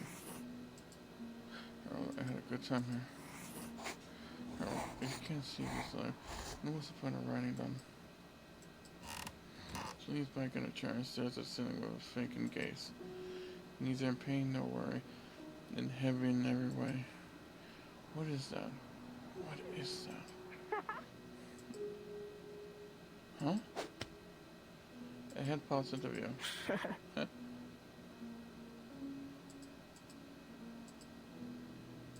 Surprise attack successful. Sancho? What are you doing here? Haven't you got critter training class today? Forget about that class. It's been boring since you stopped attending. I thought I'd come to see you off, boss. I had a hard time finding your door with all those winding corridors. I almost got lost. Oh. Oh, your room is so much bigger than mine. I'm jealous. Looking around, the one scattered books are now neatly piled in the corner. All the mess, those cherished things are now packed to the boxes, as if they were never there. And something the weight of reality makes his heart tremble. I don't know. I didn't know you packed up so quickly. You're leaving already? The feet behind the door have become restless. Hey, Effort, didn't we agree that I'd go first? We still have a secret plan to carry on. You're deserted with the rolled up bedding. The She points her finger like a dog squashing out a crown. What? What? I didn't run away. Alex leaps off on the chair. Scurrying seat, a traitor who trusts his weapon. Stupid part. Hey, if you had stopped with the first two, we could be friends, but that last one. We're going to have to part ways, you crybaby. If you got the guts, come with us. But I guess you wouldn't dare. You just can't wait to go running back to your grandfather. Harold, I miss you so much. Wow. Let's go, Sancho. She runs to the door and makes a big funny face. Just you wait. She tosses aside her chair and trudges down the hallway. She pushes open the door, pushes past the white roses, pushes past the curtains, falls to the record, pushes past the endless pursuit of the other walls. Dear Harold, it's my last day at the SPDM. I'm more uneasy than ever, as I've lost again this night. I'm really scared, terribly so. The sister has gone to bed. We need to quiet her. Come out, don't be afraid. The boss won't let them bite. He opens the cage and the clown can sniff his hands, hesitating. I think I met that monster you told me about, but I couldn't defeat it. Of course, it hasn't defeated me either. Good job, good boy, that's it. Come meet our boss. And looked up innocently. Now lie down, get your paws sit on there. He opens his mouth and bites her key. But I recognize his form. He doesn't recognize me. They say every child has to face some hardship to realize their own form, to end up where they ought to be. They say either ambitious ship crew eventually runs out of food and sneaks back to the old harbor on a quiet night. So I guess I've always been scared like a corn squirrel. I'm afraid of the endless nights. What about you?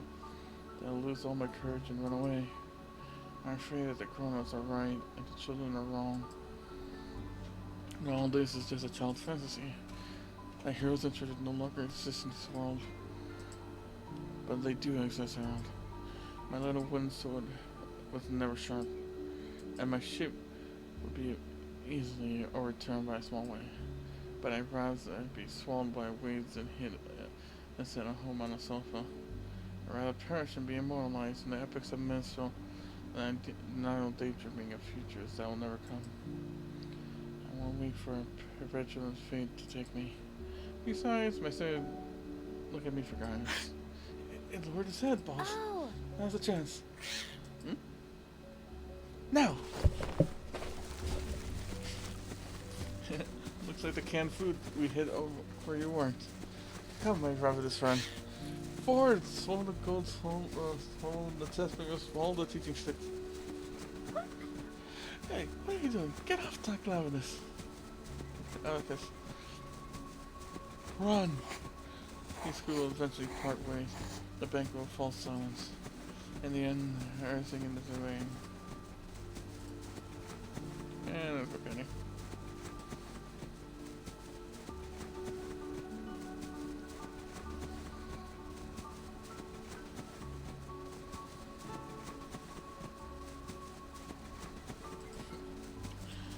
Nothing will remain.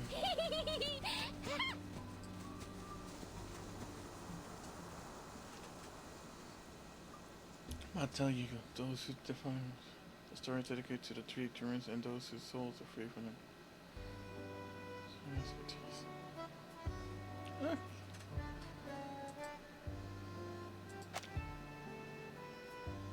Okay, so like, I'll tell you those.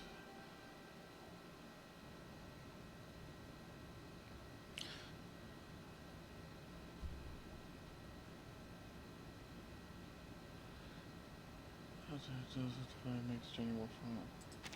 Visitors, doctors, everyone has gone. The room sits in perfect silence. I'm sorry. Eric, I'm sorry. You know our agreement.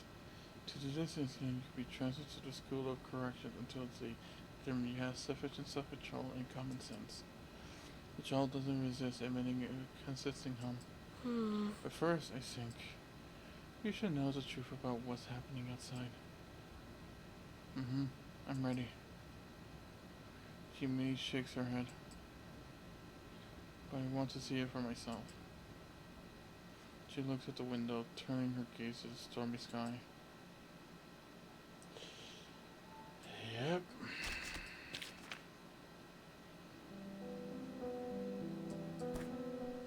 In the days when the sun warmly slants on me.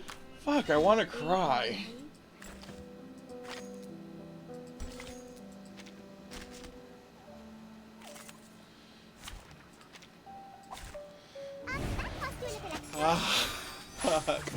The story's over. Fuck, I want to cry. This is why I love this fucking game. She should be fine, right?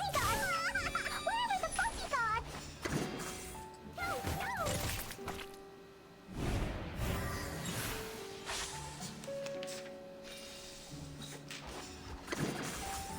I tripled the ingredients this time. Don't worry. I have prepared it all. I have prepared it all.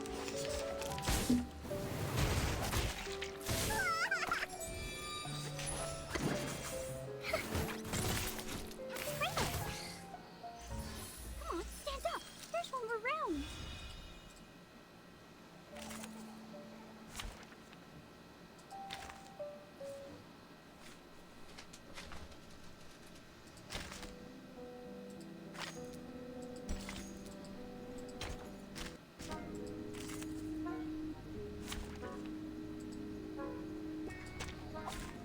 Hey, slow there.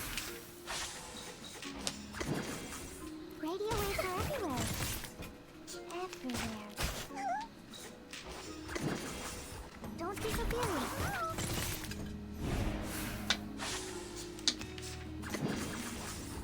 I tripled the ingredients this time. Oh, don't worry. I have prepared it all. I have prepared. I've already said that Sotheby doesn't need a bodyguard.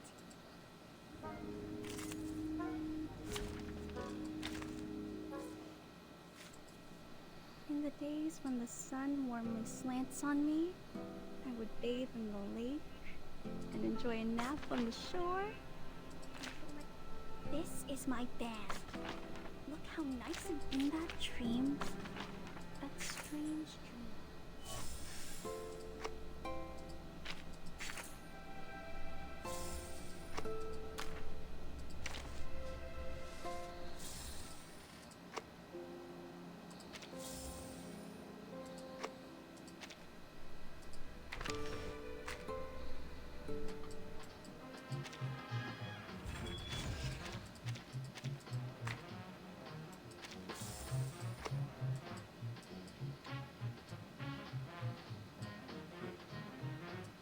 Do you prefer demons or ghosts? Or the man with the chainsaw?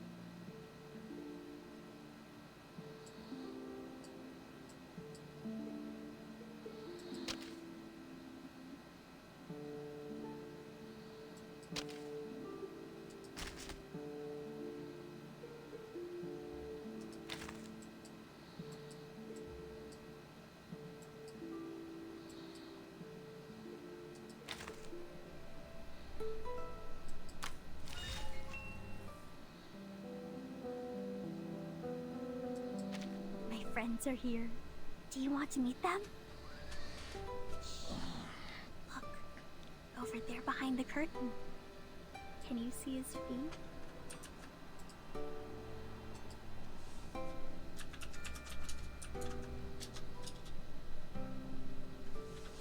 Okay, ladies and gentlemen, that is it for this stream. There's not much I can do for a new I'll do the rest of the night streams later this week. I'll be serving DK tomorrow because of the new event. But yeah, this is like a heartfelt story. Like I said, I felt like crying. I might have teared up. I don't know. All I know is I got virgin tears were flowing. Was there? But yeah, I hope you enjoyed, and I'll be going to send you guys over to Cassilia, who's currently serving Grand Blue Fantasy. But yeah, I hope you enjoyed, and until next time, have a wonderful day, night, 100. afternoon, whatever it is for you. I'm coming Till for then, you. Storm Cookie out. Bye bye.